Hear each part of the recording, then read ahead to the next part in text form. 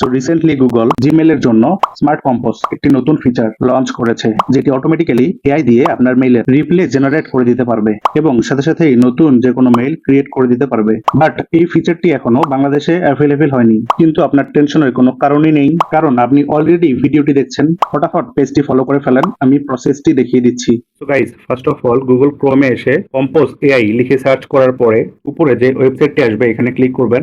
দেখতে পাচ্ছেন guys, Compose AI powered writing tool একটি এক্সটেনশন এসেছে। এটিকে জাস্ট আপনি আপনার গুগল ক্রোমে অ্যাড করে নেবেন। সো গাইস, এরপর জিমেইলে চলে আসবেন। এরপর আপনি যদি কাউকে মেইল করতে চান তাহলে কম্পোজ যে বাটনটি আছে এখানে ট্যাপ করবেন।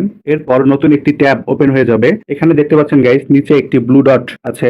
এখানে আপনার মাউস পয়েন্টারটি নিয়ে আসলেই দেখতে পাবেন একটি পপ আপ ওপেন হয়েছে। এখানে সিম্পলি আপনি একটি প্রম্পট লিখে দিবেন। আপনি যে বিষয়ে এআই দিয়ে জিমেইল লিখে নিতে চাচ্ছেন সেই বিষয়ে এখানে জাস্ট একটি প্রম্পট লিখে দিবেন। ফর এক্সাম্পল, আমার 3 দিনের ছুটির জন্য একটি অ্যাপ্লিকেশন দরকার। সো আমি সেভাবে প্রম্পট লিখে দেওয়ার পরে জাস্ট এন্টারে ক্লিক করলাম।